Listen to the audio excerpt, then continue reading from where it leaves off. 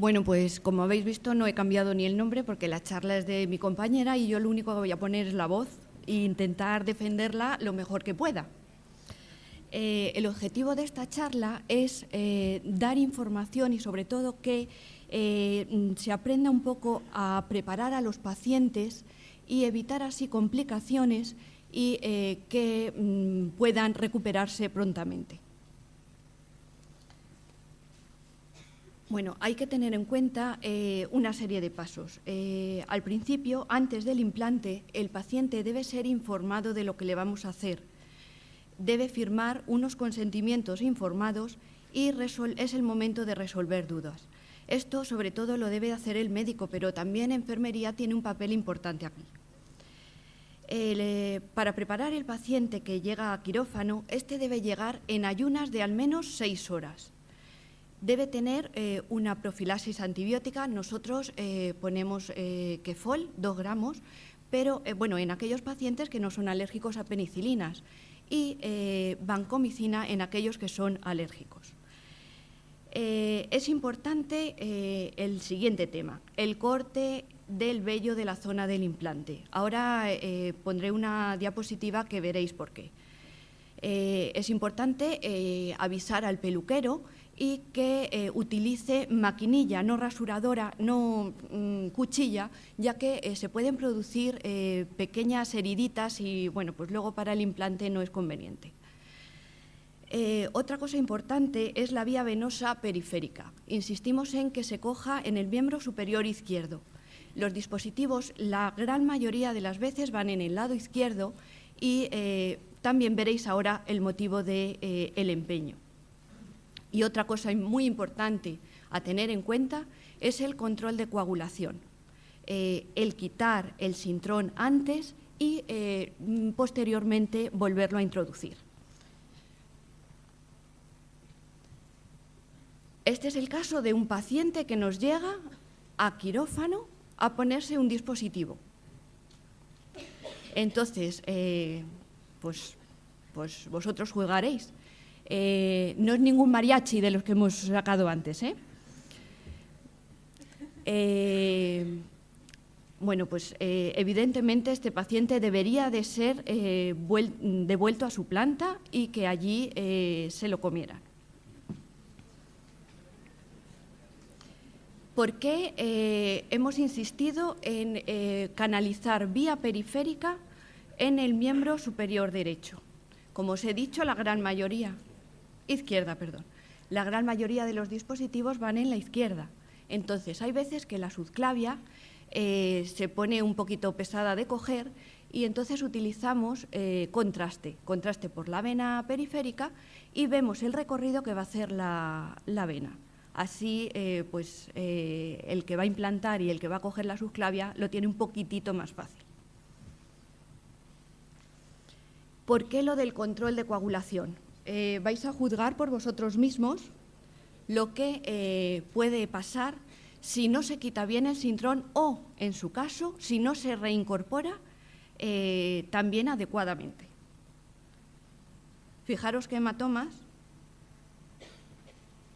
se producen por estos casos.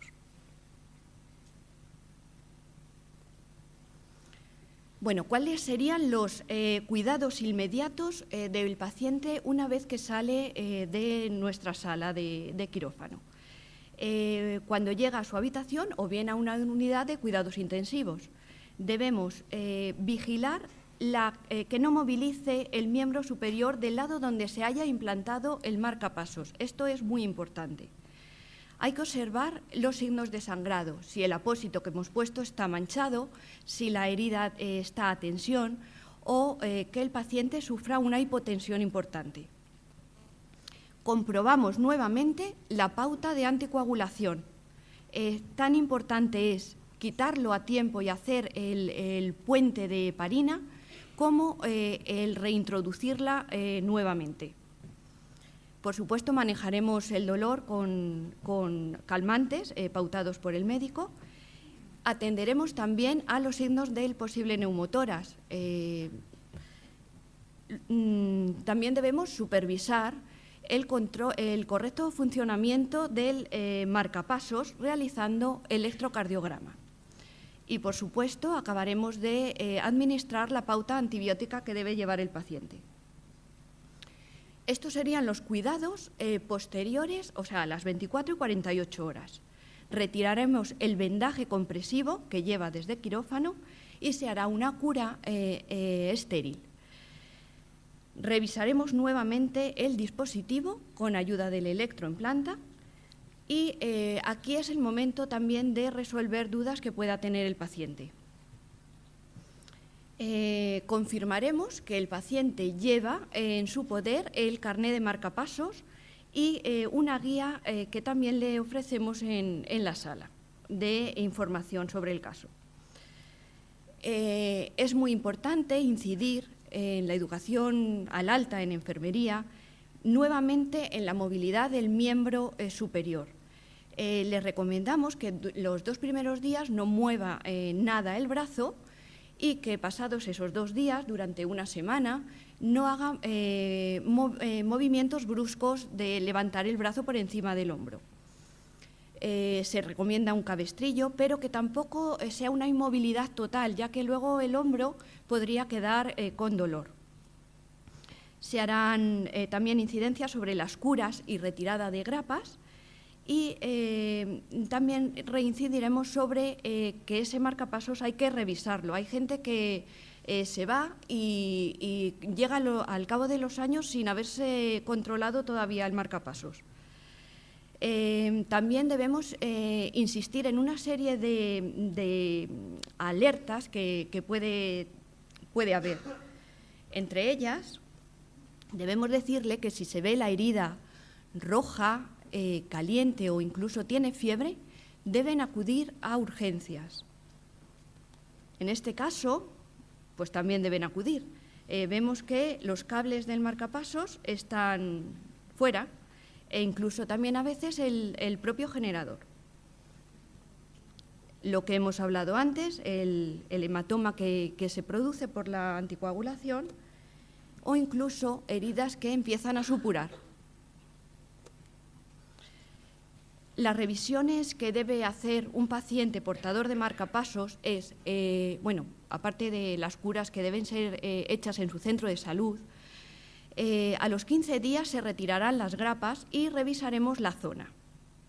Entre el primer mes y los 3 meses se hará la primera revisión del dispositivo y se verá nuevamente la herida, a ver cómo ha cicatrizado.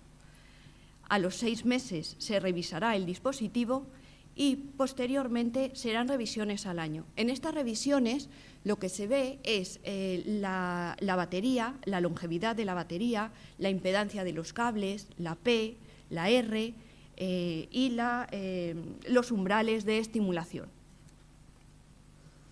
Este es el carné de marcapasos que todo paciente debe tener. En él lleva escrito qué tipo de generador lleva, incluso y los cables que lleva. Debemos insistir en que siempre debe ir con él, porque en un momento dado, cuando hay que hacer alguna revisión, esto nos ayuda muchísimo. Esta es la guía del paciente portador de marcapasos y aquí sacan información sobre el aparato que llevan puesto.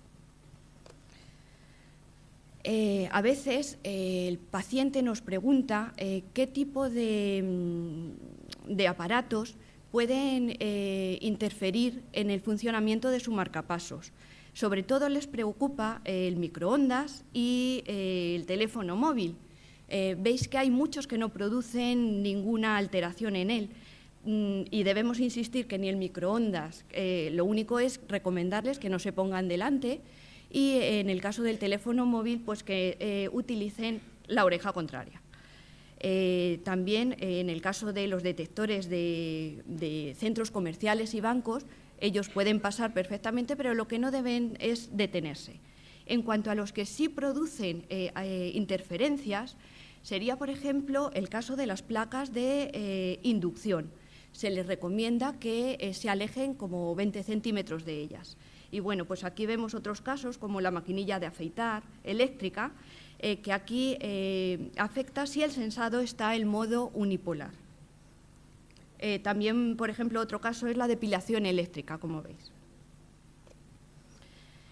En cuanto a los aparatos o pruebas que pueden afectar a los dispositivos por los campos magnéticos, serían todas estas. Entre ellas, por ejemplo, está la resonancia magnética. Aunque actualmente disponemos de dispositivos que son compatibles con resonancia magnética. También vemos que hay que tener cuidado pues, con la radioterapia, a la hora de hacerse una cardioversión, desfibrilarle, hacer una ablación con radiofrecuencia. En ese caso, estos pacientes deben, el paciente o el médico debe avisar a la unidad de arritmias y entonces el dispositivo se pone en un modo especial para que no sea nocivo para el paciente esta prueba. Eso es todo.